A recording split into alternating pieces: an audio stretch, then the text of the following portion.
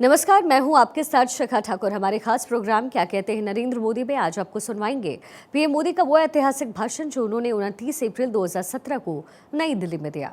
अपने भाषण में प्रधानमंत्री ने कहा कि भारत वो देश है जिसने पूरे विश्व को मानवता का, लोकतंत्र का, गुड गवर्नेंस का संदेश दिया और अलग अलग समय पर हमारे देश में ऐसी महान आत्माएं अवतरित होती रहीं जिन्होंने संपूर्ण मानवता को अपने विचारों से, अपने जीवन से दिशा दिखाई। मैं हमारे पूर्व उपराष्ट्रपति श्रीमान जति साहब को भी इस समय आदरपूर्वक स्मरण करना चाहूंगा कि उन्होंने इस पवित्र कार्य को आरंभ किया, आगे बढ़ाया। मैं आज विशेष रूप से इसके मुख्य संपादक रहे और आज हमारे बीच नहीं हैं ऐसे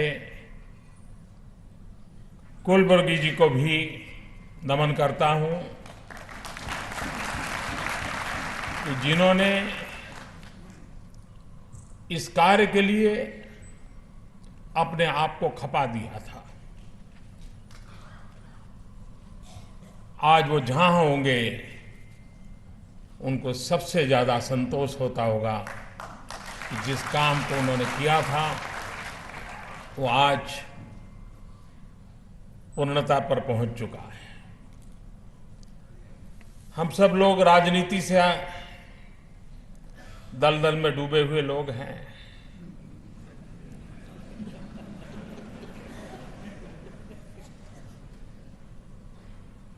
कुर्सी के इर्द गिर्द ही हमारी दुनिया चलती है।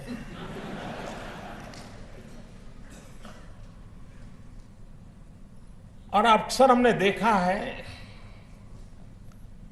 कि जब कोई राजनेता, कोई राजपुरुष उनका स्वर्गवास होता है, विदाई लेता है, तो बड़ी गंभीर चेहरे के साथ उनके परिवारजन, जनता जनार्दन के सामने कहते हैं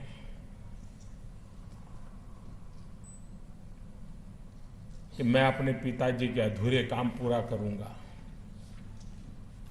अब आप भी जानते हैं, मैं भी जानता हूं, जब राजनेता का बेटा कहता है कि उनके अधूरे काम पूरा करूंगा, मतलब क्या करूंगा।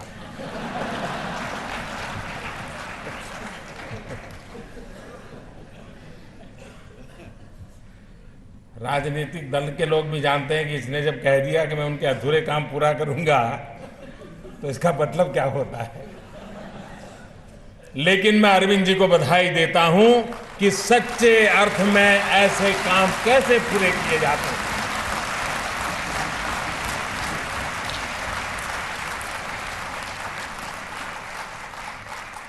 इस देश के उपराष्ट्रपति पद पर गौरवपूर्ण जिसने जीवन बिताया, देश जिनको याद करता है, उनका बेटा पिता के अधूरे काम पूरा करने का मतलब होता है भगवान बसवराज की बात को जन जन तक पहुंचाना, हिंदुस्तान के कोने कोने तक पहुंचाना, आने वाली पीढ़ियों के पास पहुंचाना।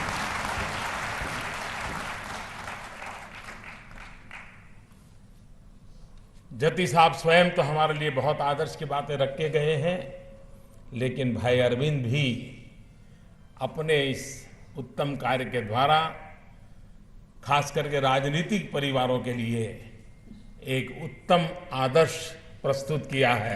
मैं इसके लिए उनका अभिनंदन करता हूं। समिति के 50 वर्ष पूरे होने पर इस काम में दो पीढ़ी खप गई होगी। अनेक लोगों ने अपना समय दिया होगा, शक्ति लगाई होगी। 50 साल दरमियान जिन जिन लोगों ने जो जो योगदान दिया है, उन सब का भी मैं हृदय से आज अभिनंदन करना चाहता हूं, उनको बधाई देना। मेरे प्यारे भाइयों बहनों, भारत का इतिहास सिर्फ हार का इतिहास नहीं है, पराजय का इतिहास नहीं है। सिर्फ गुलामी का इतिहास नहीं है, सिर्फ जुल्म अत्याचार झेलने वालों का इतिहास नहीं है, सिर्फ गरीबी, भूखमरी और अशिक्षा और सांप और नेवले की लड़ाई का इतिहास भी नहीं है। समय के साथ अलग अलग कालखंडों में देश में कुछ चुनौतियां आती, कुछ यही पैर जमा कर बैठ भी गई, लेकिन ये समस्याएं, ये कमियां, ये बुराइयां, ये हमारी पहचान नहीं है। हमारी पहचान है इन समस्याओं को निपटने का हमारा तरीका, हमारा अप्रोच। भारत वो देश है जिसने पूरे विश्व को मानवता का, लोकतंत्र का, गुड गवर्नेंस का, अहिंसा का, सत्याग्रह का संदेश दिया है। अलग अलग समय पर हमारे देश में ऐसी महान आत्माएं अवतरित होती रही जिन्होंने संपूर्ण मानवता को अपने विचारों से, अपने जीवन से दिशा दिखाई है। जब दुनिया के बड़े बड़े देशों ने, पश्चिम के बड़े बड़े जानकारों ने लोकतंत्र को, सबको बराबरी के अधिकार को एक नए नजरिए के तौर पर देखना शुरू किया, उससे भी सदियों पहले, और कोई भी हिंदुस्तानी इस बात को गर्व के साथ कह सकता है, उससे भी सदियों पहले भारत ने इन मूल्यों का न सिर्फ आत्मसात किया, बल्कि अपनी शासन पद्धति में शामिल भी किया था। 11वीं शताब्दी में भगवान बसवेश्वर ने भी एक लोकतांत्रिक व्यवस्था का सृजन किया।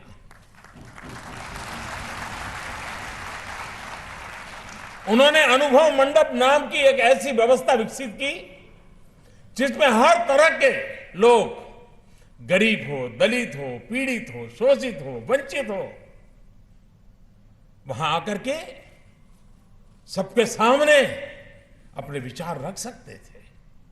यह तो लोकतंत्र की कितनी बड़ी अद्भुत शक्ति थी। एक तरह से यह देश की पहली संसद थी।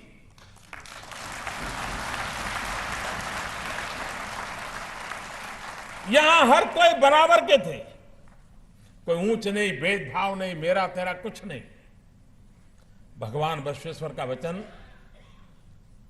वो कहते थे, जब विचारों का आदान प्रदान ना हो, जब तर्क के साथ बहस ना हो, तब अनुभव गोष्ठी भी प्रासंगिक नहीं रह जाती, और जहां ऐसा होता है वहां ईश्वर का वास भी नहीं होता है। यानी उन्होंने विचारों के इस मंथन को ईश्वर की तरह शक्तिशाली और ईश्वर की तरह ही आवश्यक बताया था। इससे बड़े ज्ञान युग की कल्पना कोई कर सकता है? यानी सैकड़ों साल पहले विचार का सामर्थ्य, ज्ञान का सामर्थ्य ईश्वर की बराबरी का है, ये कल्पना आज शायद दुनिया के लिए अजूबा है।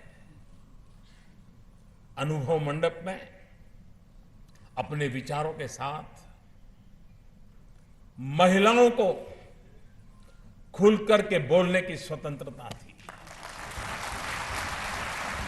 आज कभी दुनिया हमें विमेन एम्पावरमेंट के लिए पाठ पढ़ाती है, भारत को नीचा दिखाने के लिए ऐसी ऐसी कल्पनाएं विश्व में प्रचारित की जाती हैं, लेकिन ये सैकड़ों साल पुराना इतिहास हमारे सामने मौजूद है कि भगवान बसवेश्वर ने विमेन एम्पावरमेंट, इक्वल पार्टनरशिप, कितनी उत्तम व्यवस्था साकार की थी। सिर्फ कहा नहीं, व्यवस्था साकार की थी। समाज के हर वर्ग से आई महिलाएं अपने विचार व्यक्त करती थी। कई महिलाएं ऐसी भी होती थी जिन्हें सामान्य समाज की बुराइयों के तहत तिरस्कृत समझा जाता था, जिनसे अपेक्षा नहीं की जाती थी कि उस समय के तथाकथित सभ्य समाज के बीच भी आए। कुछ बुराइयां थी हमारे यहां, वैसी महिलाओं को भी आकर के अनुभव मंडप में अपनी बात रखने का पूरा पूरा अधिकार था।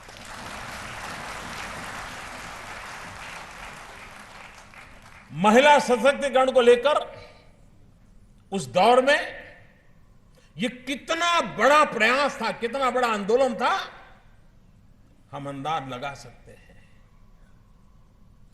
और हमारे देश की विशेषता रही है, हजारों साल पुराना हमारी परंपरा है, तो बुराइयां आई हैं, नहीं आनी चाहिए थी, आई है, लेकिन उन बुराइयों के खिलाफ लड़ाई लड़ने का मांझा भी हमारे भीतर ही पैदा हुआ है।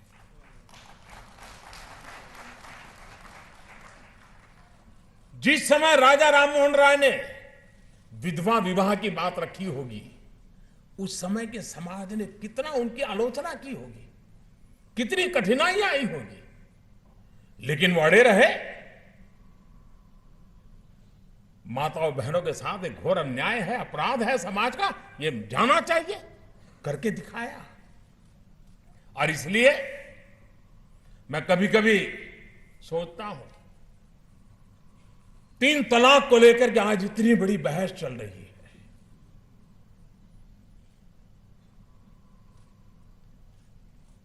मैं भारत की महान परंपरा को देखते हुए मेरे भीतर एक आशा का संचार हो रहा है। मेरे मन में एक आशा जगती है कि इस देश में समाज के भीतर से ही ताकतवर लोग निकलते हैं, जो कानबाह्य परंपराओं को तोड़ते हैं, नष्ट करते हैं, आधुनिक व्यवस्थाओं को विकसित करते हैं।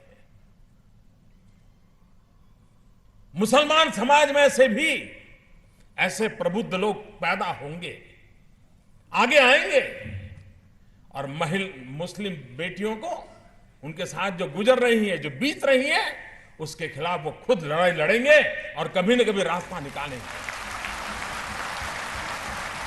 और हिंदुस्तान के ही प्रबुद्ध मुसलमान को निकलेंगे जो दुनिया के मुसलमानों को रास्ता दिखाने की ताकत रखते हैं। इस धरती की ये ताकत है।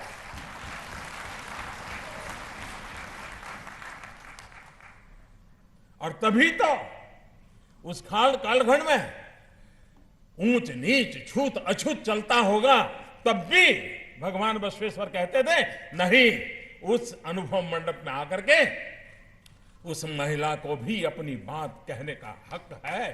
सदियों पहले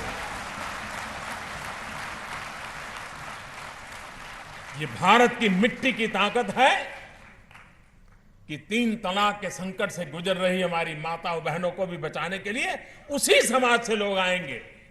और मैं मुसलमान समाज के लोगों से भी आग्रह करूंगा कि इस मसले को राजनीति के दायरे में मत जाने दीजिए। आप आगे आइए, समस्या का समाधान कीजिए, और वो समाधान का आनंद कुछ और होगा। आने वाली पीढ़ियों तक उससे ताकत मिलेगी।